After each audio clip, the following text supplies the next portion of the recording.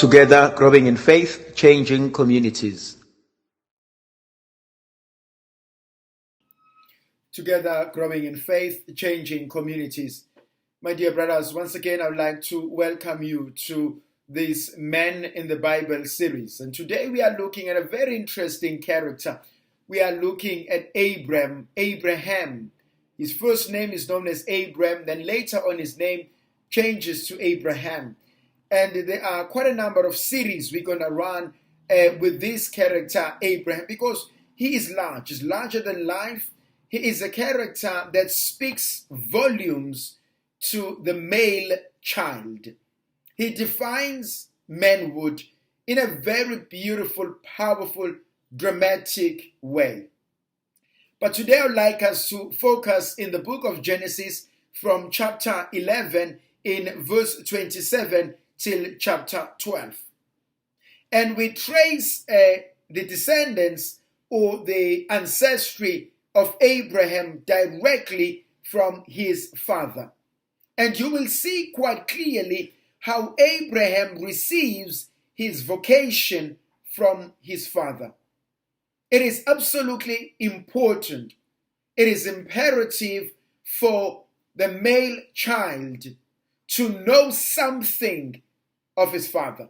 It is also important for the girl child to know something of her father. Because whether we like it or not, there are certain things in our lives that we will have direct lineage or direct information and access only through our fathers, just as much as only through our mothers.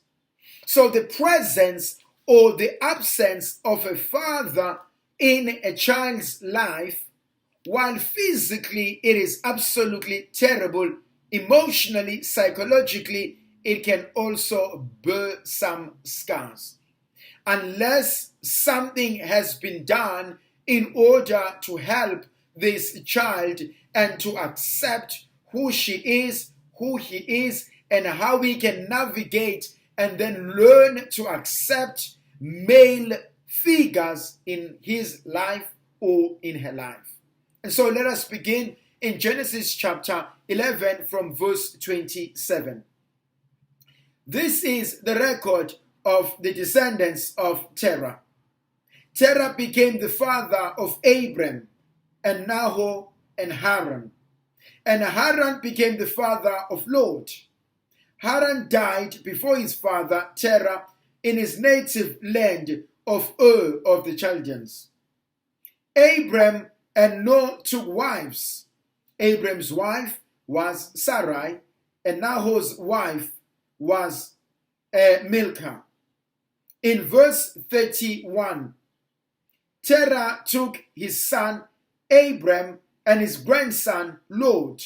Obviously, he must have left Nahor behind, as well as Nahor's wife and family behind.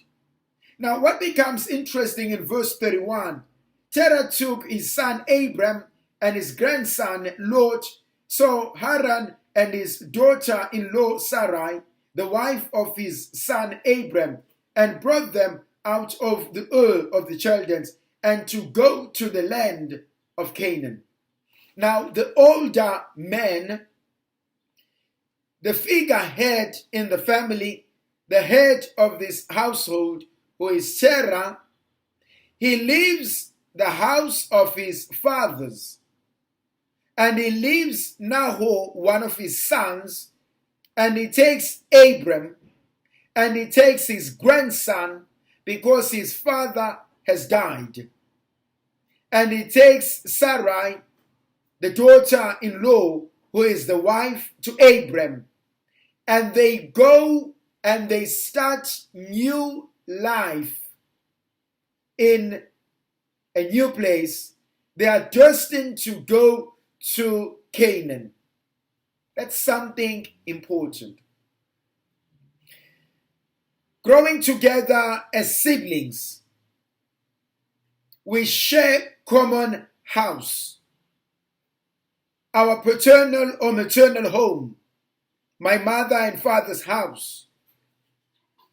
But as we grow older, do I have the courage to go out of my father's house, my mother's house, and build a home for myself with my partner?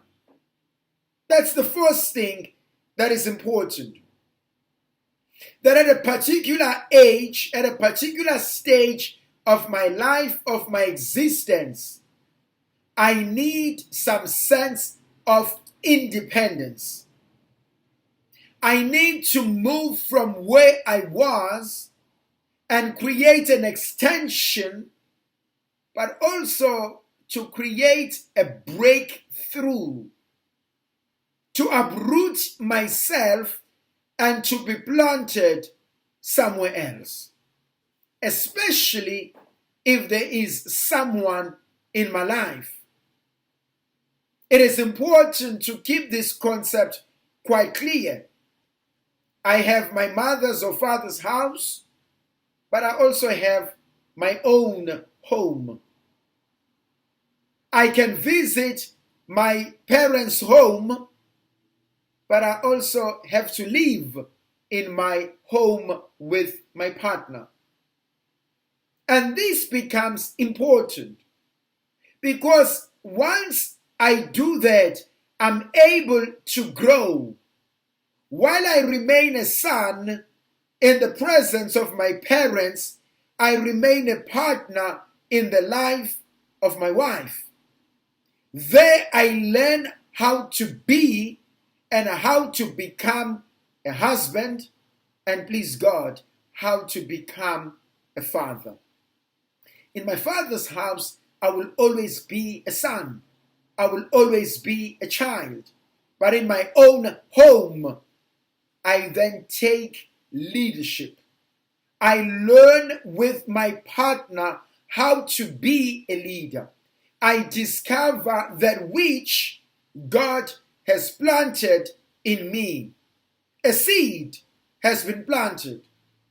Stayed while I was at home in my parents' house, but it needed to grow, but the environment was not conducive.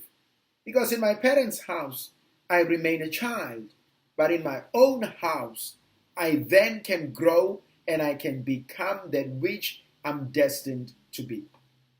That's a very important concept for me.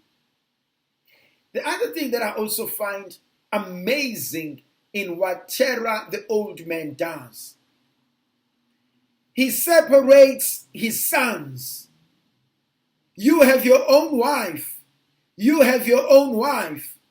I don't want you to stay together because I don't want unnecessary fights and tensions. Now, this is a wise man who can see and who can plan and who want to avoid that which can be avoided.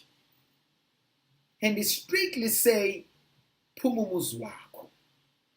He strictly say to them, stay in here, I will take these and they will find a new home for themselves. That is important.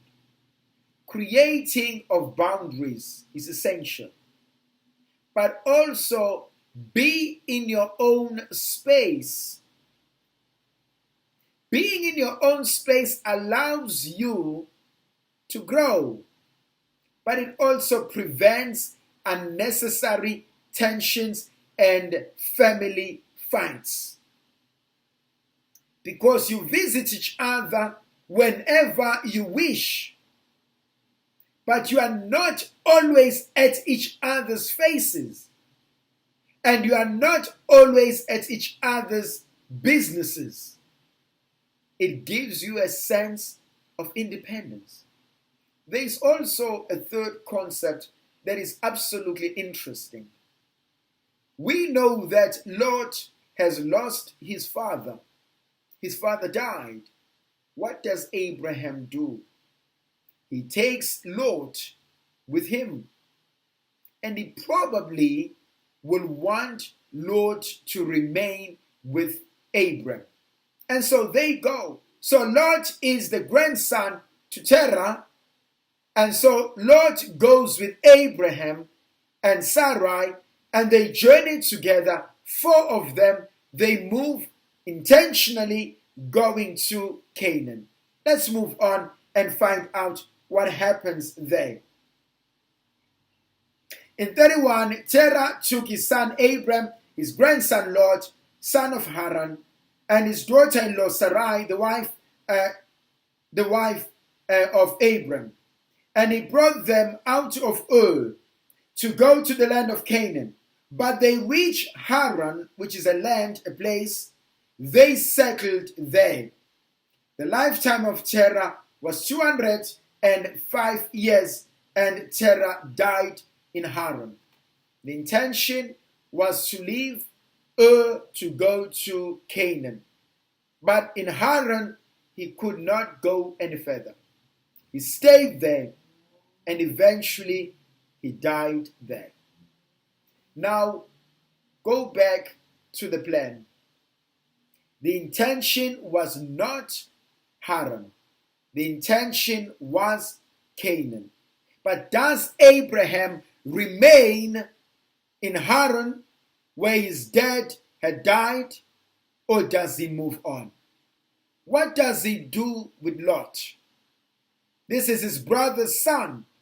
This is his family. Lot literally has no one else now but Abraham and Sarah. His grandfather has died. Nahor, his brother's father, is also left in Ur. So he has no one. He is left with Abram. What are your responsibilities to your home? What are my responsibilities to my home? My brothers, sisters, or my brother's children, my sister's children. What are your responsibilities there when they have died? Do I take these children under my own protection and say they become mine, my responsibility, or do I leave them on their own to fend for themselves? What is my responsibility to my parents in their old age? Do I look after them, or do I send them to old age homes? Do I care for them, or do I move on with life? These are crucial questions. But now, dear brothers and sisters, what the author doesn't tell us, how did Sarah or Sarai feel about all this? What was her relationship to Terah? What was her relationship to Lot? Don't forget, she's only related to them because she's married to Abram. But outside of that, Terah is an old man, she doesn't know. Lot is a young boy, she doesn't know. And so, how does she feel? For those who are married, how does your wife feel about the in-laws? How does she feel about the children your brother has left because he's dead? If he's not dead, he's probably he's unable to look after them one way or the other. And so this becomes absolutely important. That the people you bring into your life, do they share the same vision that you have for your family? And I've seen this in families where everything seems to be going well. And you bring in someone new, either as a husband or as a wife. And so now you feel that you are torn. That in as much as I support that you should have your own space, your own house, but that should not make you neglect your responsibilities to your home, whether as a son or as a daughter.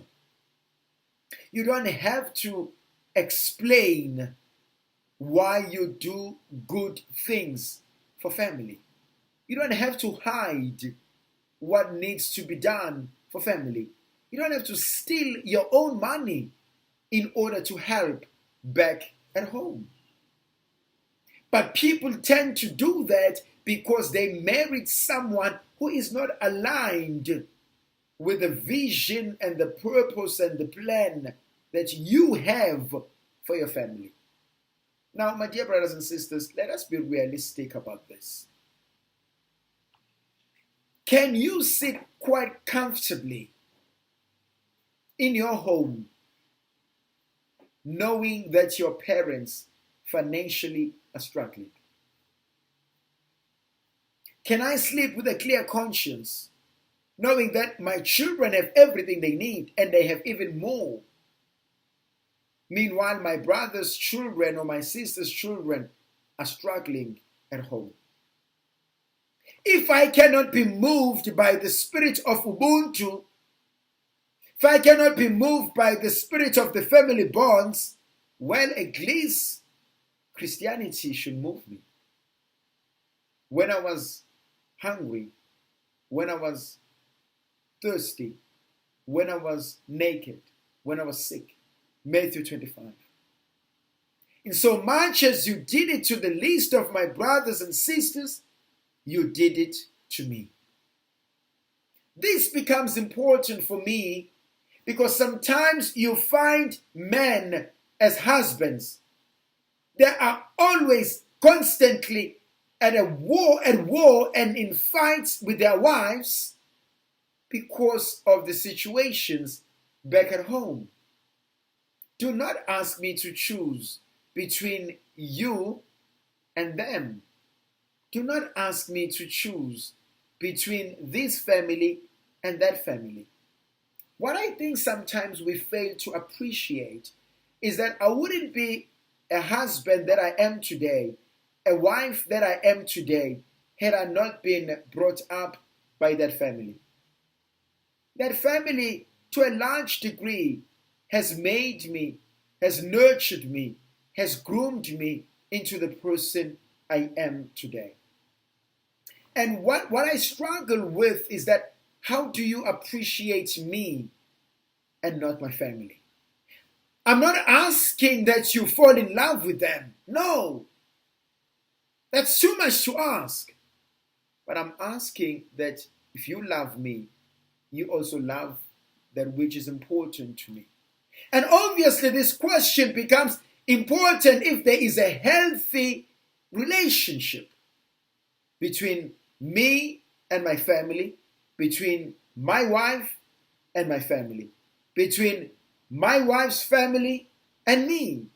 There has to be a healthy relationship. When we get married, the intention is never to steal you away from your family, but the intention is to build a bridge between these two families, that we can work together, and together we can achieve far more greater. That is what Terah and Abram teach us. As Terah dies, Abram remains with Lot, and they remain in Haran, and they stay there. Now you go to chapter 12. The Lord then said to Abram, "Go forth from the land, your kinsfolk, and from your father's house to the land that I will show you.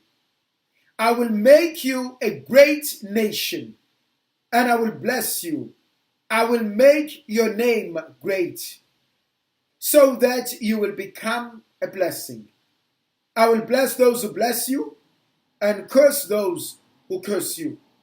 All the communities of the earth shall find a blessing in you." This is interesting. The Lord appears to Abram and he says, "I need you to leave your folks' house. I need you to leave the land of Haran, and I want you to go into the land I will show you." We know that the Lord will send him to Canaan, but we also know that the Lord had planted the seed into Terah, that I want you to go to Canaan. Now, is it possible that somehow God can plant a seed into me as a father, but I may be unable to fulfill it, and only my child can do that. Well, we saw it with David and Solomon. David wanted to build a house for for God, and God said, "No, you will not build a house for me, but your offspring will do." And so Solomon builds it. And so, as fathers, do I have the confidence in my children? Whether they are boys or girls, whether they are sons or daughters, do I have the confidence in them? I am very much fascinated and intrigued by financial freedom, by building an empire, by leaving a legacy, by doing something that will benefit not only us, our children, and the generations to come. When you sit in your family as a father and you look at your children, you need to ask yourself, what legacy am I leaving behind? What empire am I building? And teach them. I have a very young nephew. I love him so much. I love all my nephews and nieces. But this particular young nephew, I was talking to him, and he's going for grade 9. And we were having a discussion with him. And I said, I need to teach you now financial management. He's going to grade 9, he's 14. He needs to know how to manage his own funds, his own finances. So whatever is given to him as a gift, he needs to learn, what do I use, what do I spend, what do I invest? And so as we were having a discussion with him, and he had some money, and he needed to go and buy something which he wanted, and so he comes to me and he says, well, what are we going to do? I said, well, financial management. This is how much you have. Go and find out how much will this cost you. And so we go to this shop. It cost him this much. And he looks back and says, will you buy it for me? I said, no. You've got some funds. Navigate with yourself how much you're going to use. Intelligently so. He learned the principle. Go to the shop, gets a coat, go to the other one, gets a coat, go to the other one, gets a coat, and then make a decision.